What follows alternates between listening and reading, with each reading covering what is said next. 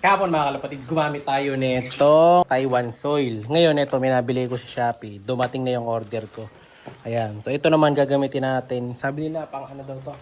Pang disinfect ng kulungan. No? So tanggalin natin para matesting natin yan. No? Alisin ko muna yung buong box kasi balot na balot eh. So medyo siya mga kalapatids, mabigat.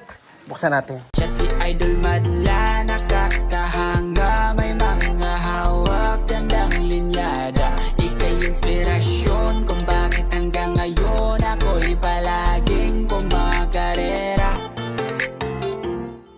Yan, nabuksan na natin yung binili ko. Tingnan natin mga kalapatids. So ito siya. So pangalan niya, ayan, Adidas Farm Supply AgriLime Apog. So ito yung binibili natin.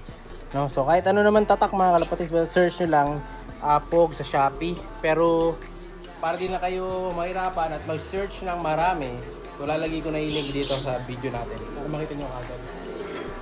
Gusto ko itong ano natin, pang tayo ng lamok. No, so ito yung laman niya. Buksan naman natin sa loob. So ano to, para siyang ano, parang powder.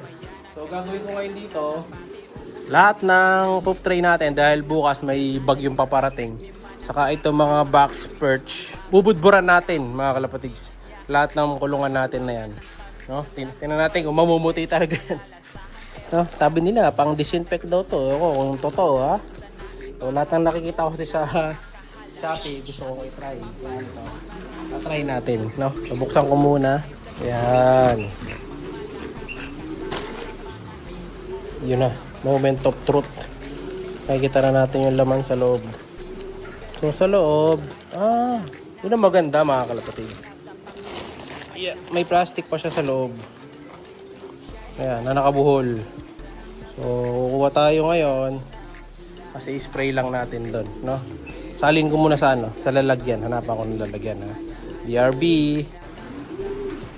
Ayan, nabuksan na natin mga kalapatids. Sasalin ko na. So ito na yung laman niya. Ngayon, try na natin. Lagyan na natin doon sa mga patuka. So, kailangan syempre hindi basa. So, ano lang siya, ganyan lang. Oh. Ayan. Tapos, lalagyan natin doon sa try natin dito, sa pugad nila. Ay, sa pugad sa bahay. Sara muna natin to. Ayan. Ang napanood ko, binubudbud sa mga pop tray. Ayan, ito try natin.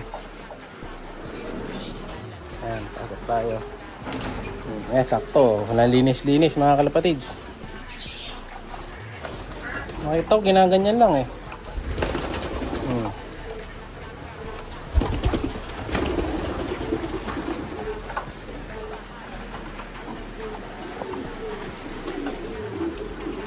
Pero maganda to, mag face mask kayo.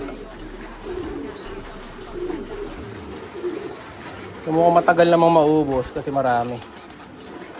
Kano yung isang sako na ganun? 500 yata yun mga kalapatids.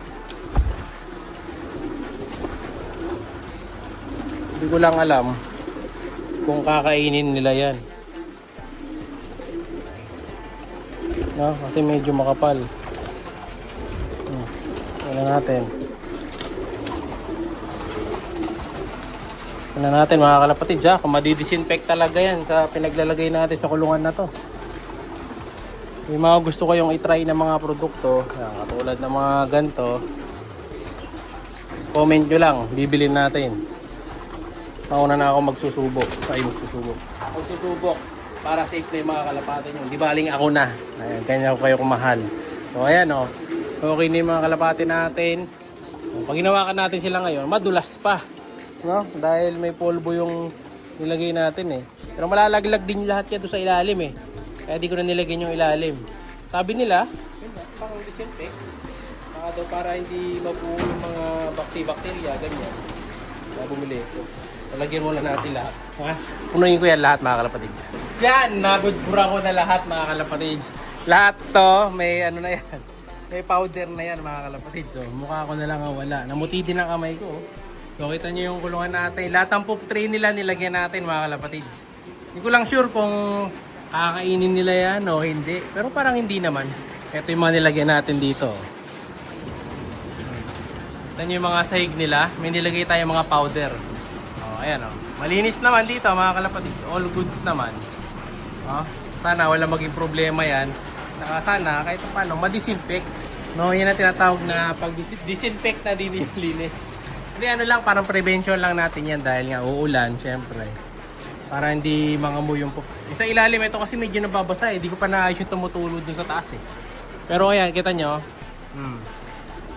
Meron na silang pang kontra bacteria daw. Ayan kung totoo. Ayan.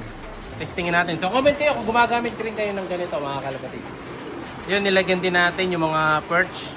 Ito di ko nalagyan to. Dapat pala nilagyan ko rin to. Buburan ko din to kasi tinatapakan nila yan eh. Lahat ng tinatapakan nila, nilagyan natin. Pati tinatapakan ko, nilagyan ko yan. Oh. Binudburan ko din ng konti. Ayan. Pati yung mga sahig na to, yung mga sulok, nilagyan ko din. Ayan. Lahat mga kalapatids. Pati yung mga poop tray, lalo yung mga poop tray ng mga nandito natin na ibon. Ayan o, meron din. O, diba? Nagmukhang cake tuloy yung mga poop tray nila ngayon. O, ito rin. O, nagmukhang, mukhang cake.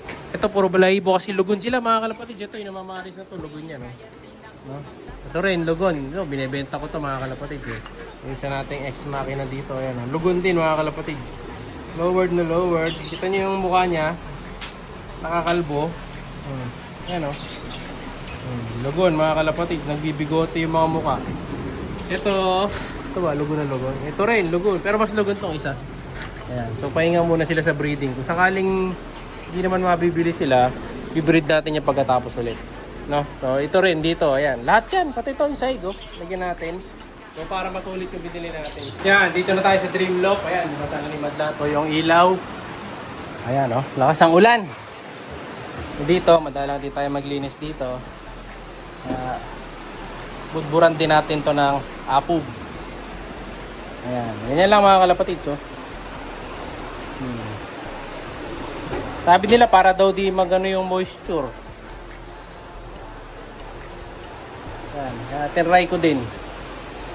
Babalikan natin yan sa susunod na araw kung anong epekto.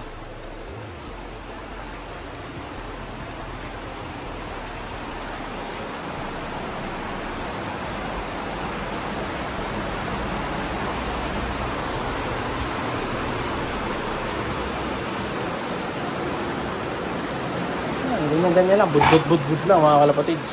Ayan, all goods na. Buong kulungan natin, puro pulbos na. Hindi na lang natin ang epekto na ito sa mga kalapatids natin. Hindi naman kung hindi nakakainin. Dito sa kabila, wala pang pumapasok. Ayan. So, kakain na rin kasi sila nito eh. No? So, update ko na lang kayo para sa next video natin dito. Tungkol sa mga pinaglalagay natin dito sa loob, no? Like, share, subscribe! Ingat! Siya'y kala